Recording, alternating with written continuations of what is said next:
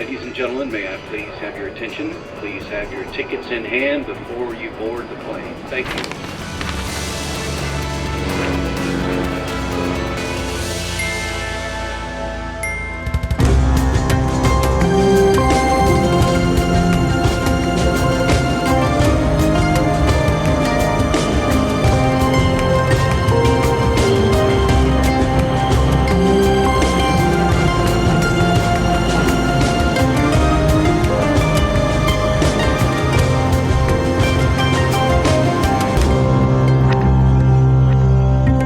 Hello and welcome, I'm Johan Castell and you're watching Wings. On the show today, we take you on a journey to the Mansarovar pilgrimage with a ground report. We cover pride from India and around the world.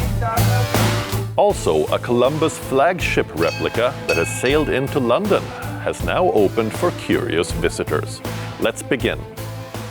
After a gap of 5 years, the Kailash Mansarovar Yatra resumes this year. This week, Wion's Siddhant Sibal went on this iconic journey to Mansarovar via Lhasa. Let's look at the experience. After a gap of half a decade, faithfuls return to the sacred pilgrimage of Kailash Mansarovar.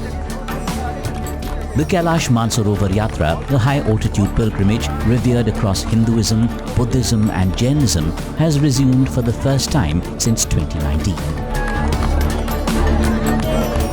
The first batch of 50 pilgrims from India reached the height of 4,630 meters to worship the majestic Mount Kailash.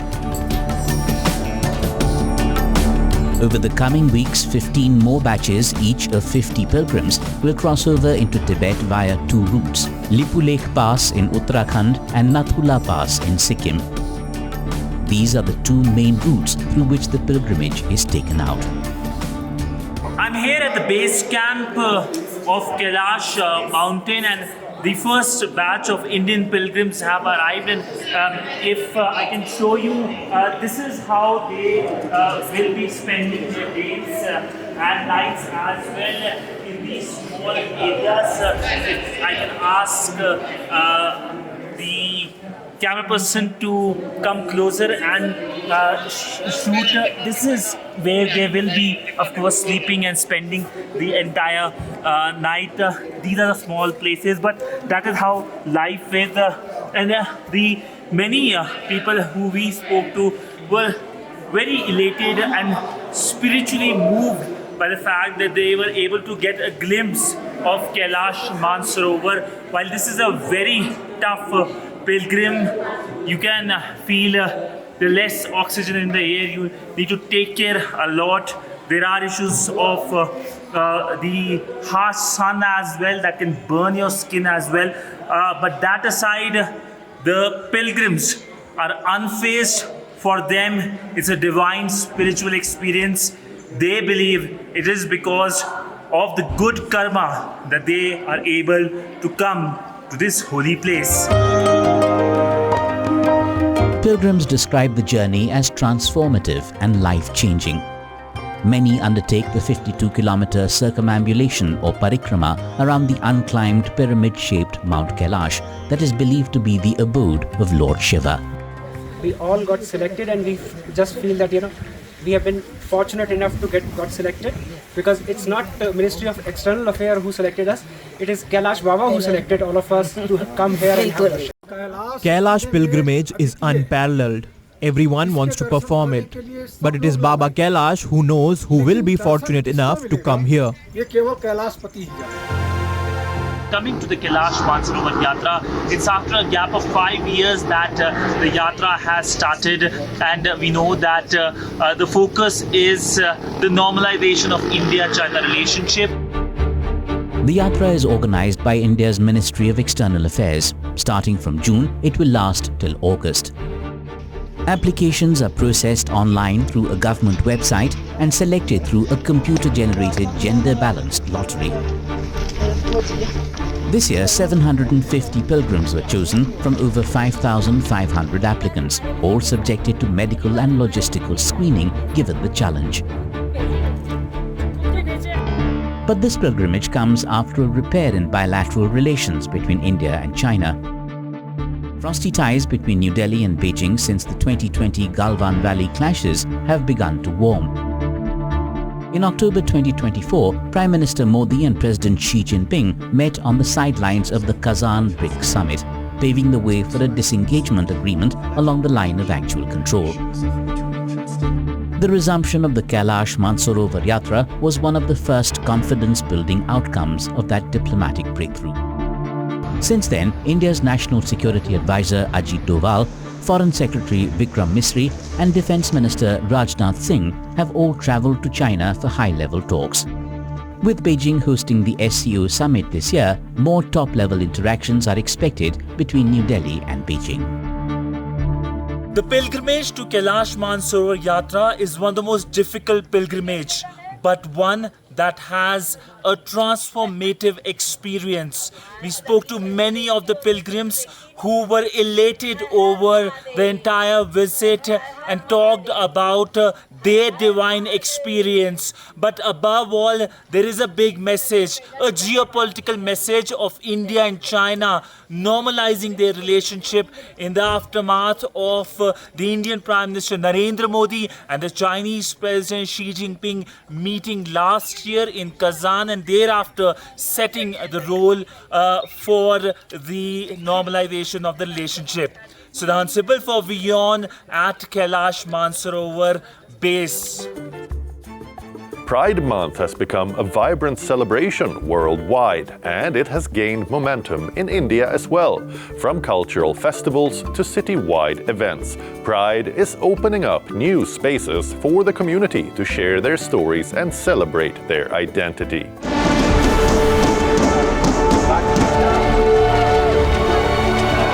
A celebration of identity, equality and love. This is Pride Month. 56 years ago, at New York's Stonewall Inn, a police raid targeting the LGBTQ community sparked a fierce uprising on the 28th of June, 1969. In an era when meeting openly was risky and raids were common, that night's resistance marked a turning point. Crowds grew. Over 1,000 protested the next night, igniting the gay liberation movement. Since then, June has been celebrated worldwide with parades and events honoring the fight for equality. In India too, Pride has grown stronger, with rainbow flags flying high from big cities to small towns. The Kolkata Pride Walk of 1999, India's first Pride Walk, led the way for many cities to join the movement. Homosexuality has long carried a stigma in India's traditional society. Even though there has been a shift in attitudes towards same-sex couples in recent years, from business pop-ups to creative showcases, there are several Pride platforms now in India that are helping to unite this community. Here today is a very nice space for art, inclusivity and enterprise to come together in the form of all these pop-ups and how we're able to put our business out there, display the products, reach an audience that we aren't usually able to get in touch with. And yes, it is a celebration of Pride since it's happening in Pride Month. When we speak of Pride celebrations, have you really seen a change in how these celebrations have grown and conversations have increased all year around and not only in the month of June? Brands which are not queer-owned but ally-owned are actually coming up and taking more charge. Of course, with experience, I know when it's tokenism and when it's not. So big corporates have actually shown more tokenism than big brands for that matter. And that's really interesting to see. But the world is evolving, and they have literally told me on my face, it's okay if you don't have time during Pride Month, but we would like to work with you. It's just about getting your voice, your insights heard any time of the year. Any time of the year. So I think that's a huge difference that has been made in the last, I would say, 1.5, 2 years for sure. The work that you get to see in this particular month has happened throughout the year. It's just that when you amplify it together with everybody else, the noise is amplified, people acknowledge it. It's a lot of people is the number game again, right? So the idea is to concentrate it on June, but continue to work all throughout the year. If you are thinking of doing anything unique and specific for your business, you should definitely look at internally first, and how diverse are you? How diverse is your team? Are you hiring people? Are you giving businesses to people who are different from you maybe? And then it starts from there. And I feel that just grows. It's a community that grows year on year, and people see you as somebody who's accepting. A landmark moment came in 2018 when the Supreme Court of India decriminalized homosexuality, striking down Section 377. The verdict brought visibility, acceptance, and new energy to the LGBTQ+ community. But in 2023, the Apex Court ruled that it would not legalize same-sex marriages or extend adoption rights to queer couples. The battle still continues. I think it's going to be a long battle and an uphill one, especially in the current socio-political, geopolitical climate where most powerful countries are all leaning far right. Even in India, normally in Pride Month, we would expect these Fortune 500 companies to do very big displays of allyship and queer friendliness. That's really gone down this year in 2025. The queer community has been around for ever. And everybody has been aware. The beauty is that now, because there's that legal stigma out of the book at certain places, it helps open up conversations. But of course, marriage rights are incredibly important. For that to happen, I can just say one thing: everybody is human. Everybody has basic rights to eat, drink, sleep, whatever. So why not marry? I have a daughter who's 25, and when she talks, I don't curb the topic.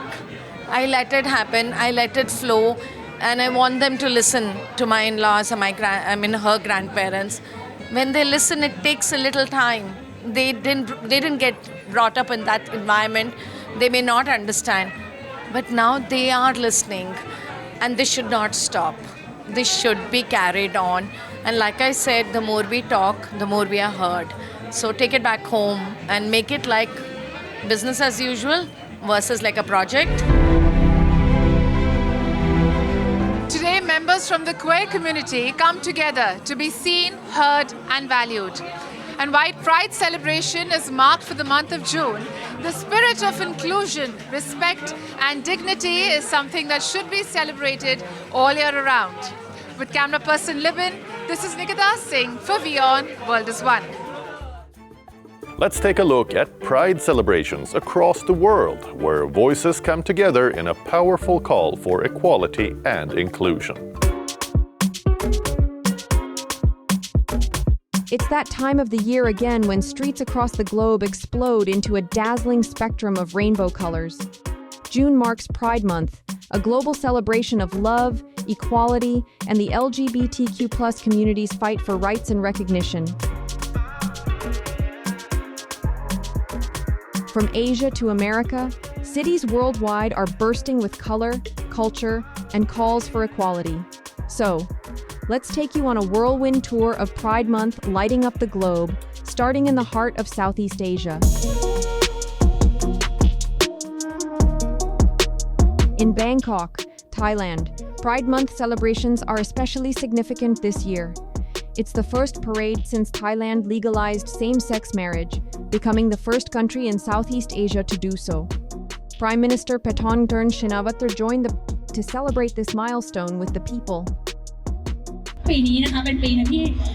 It's really proud this year as the same-sex marriage law is enacted. I'm really glad for Thailand and Thai people.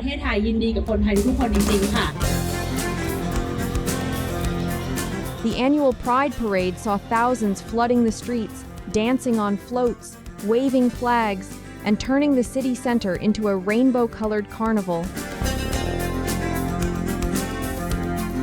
Co-organizers like Candy Taylor reminded everyone that while the moment is historic, the fight continues, with activists pushing for laws like the Gender Recognition Act.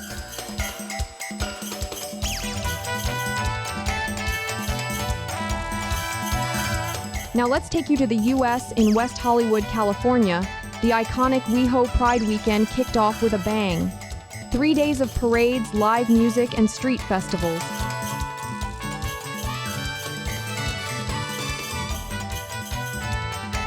Headliners like Lizzo, Paris Hilton, and Cara Delevingne turned the celebration into a rainbow rave. This is WeHo Pride. I mean, this is the second day of 3 days of WeHo Pride. West Hollywood, Los Angeles is one of the greatest Pride events in the country. Also in the capital, DC Black Pride is underway, the birthplace of the global Black Pride movement. More than 50 Black Pride events now happen around the world, and this year, the original is back with parties, forums, and resistance. Community leaders say World Pride in DC will be a chance to reclaim space, build solidarity, and shine a spotlight on intersectional queer identities. In Philadelphia, Pride Month began with raising the rainbow flag at City Hall. This June, the city will host a series of events to reflect the achievements and struggles the LGBTQ+ community has gone through. I feel like now's the time more than any. I mean, I think we need this more than ever.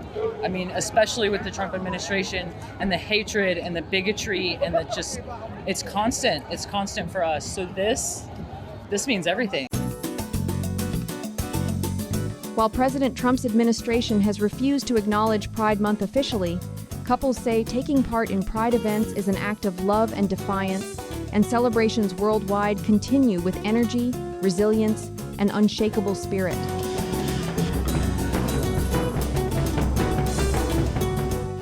From Bangkok to DC and Philadelphia, the world celebrates love in all its colors. For many, it's a celebration. For others, it's a reminder of how far there's still to go. A striking replica of Christopher Columbus's flagship, the now Santa Maria, has arrived at the St. Catherine Docks in London, offering visitors a rare, hands-on glimpse into the cramped, wind-powered voyages that changed the world.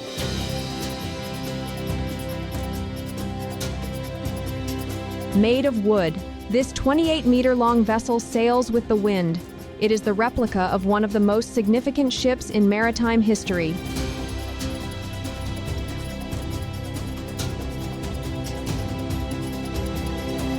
The now Santa Maria is a replica of the ship that explorer, Christopher Columbus, used in his voyage in 1492 across the Atlantic Ocean. The now Santa Maria sailed up the River Thames and arrived at St. Catherine Docks Marina in London. It is now open to visitors.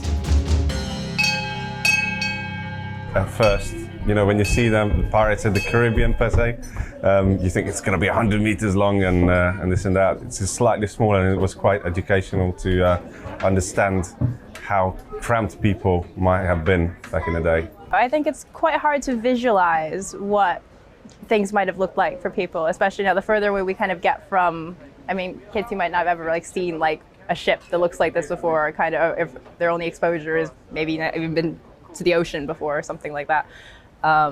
It kind of helps put more into perspective what historically what their spaces would have looked like, how small I think it is. I think that was my biggest surprise when I came on here, was how it's smaller than I think we envision what their living conditions would have been like as they kind of traverse the sea in such dangerous conditions.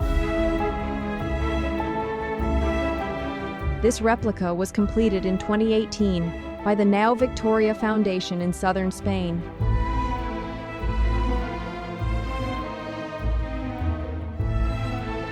It was built by 100 skilled craftsmen, combining historical research with modern materials.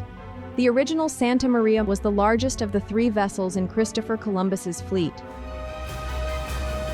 The ship, it's made of oak wood mostly. We also have the hull is made of fiberglass covered in oak wood. Also there's pine wood, and the masts, for example, are steel made. And we have 5 decks and 5 masts. Coming to port, if you have too much wind, it doesn't respond very well. And obviously, this ship is not designed like like the modern ones that you can sail against the waves, against the wind. So we need to find also every little weather window to jump to the next port. So it's very tricky, and we need to sail with the weather. We cannot sail against the weather. The arrival of Nau Santa Maria marks the ship's first visit to London, offering a unique floating experience to its visitors into maritime history.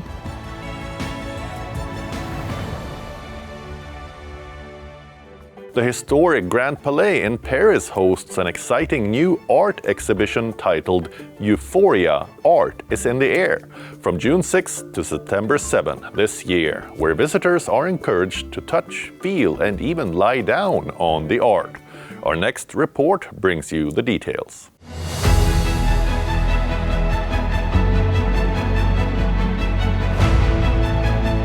Balloons, a colorful inflatable labyrinth, bouncy beds and bursting bubbles are breathing life back into a major Paris landmark.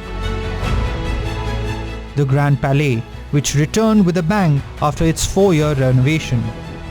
The previous edition of the immersive show in 2022 became the most successful exhibit of the year for Paris, attracting more than 700,000 visitors. This year, in one of the rooms, is 120, an artwork featuring 120 black rubbish bags on the walls of a passageway, which appear to be undulating organically as they inflate and deflate courtesy of 480 fans. A unique aspect of the show is that visitors here, against the norm, are encouraged to touch and interact with the artwork.